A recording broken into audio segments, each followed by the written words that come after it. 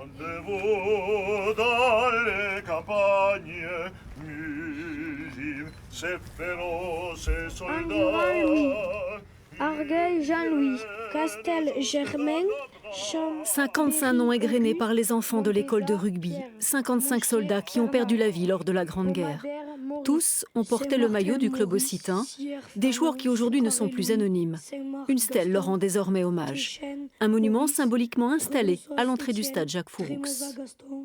Nous avons rapproché donc tous ces morts pendant la guerre et la Grande Guerre donc de l'ensemble du club. C'est un lien, c'est une liaison, c'est un relais capital pour que nous puissions continuer à progresser, nous, jeunes club RCA, à partir de ses racines.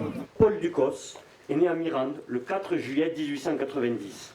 En août 14, il est mobilisé et part pour le front avec le 88e d'infanterie d'Auch.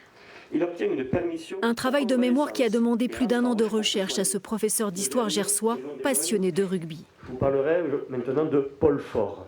Lors de la saison 1913-1914... Archives, photos, coupures de presse, patiemment, l'historien reconstitue le parcours et donne un visage à ces joueurs devenus soldats malgré eux. Des hommes dont la vie bascule en 1914. Toute une génération est envoyée au front et découvre l'horreur de la guerre. Souvent, ce qui a permis à certains joueurs de revenir, c'était les valeurs de combat, de vaillance qui leur a servi notamment pour rester en vie et pour aller soutenir également les camarades. Je pense notamment à Paul Fort qui est blessé lors d'un bombardement alors qu'il allait secourir en tant que brancardier ses camarades qui étaient blessés. Et donc c'est comme dans une mêlée, la tenue de l'un conditionne la tenue de l'autre. De tous ces joueurs du football club occitan qui posent fièrement en 1912, plus de la moitié ne reviendra pas de la guerre. Et ceux qui en réchappent sont traumatisés, comme Albert Dambise, l'instituteur, champion d'athlétisme et de rugby. Gravement blessé au front, il restera handicapé et ne retouchera jamais un ballon. Un siècle après, c'est le monde du rugby occitan qui participe à ce devoir de mémoire. Ancien joueur du club et international argentin, Omar Hassan a tenu lui aussi à être présent.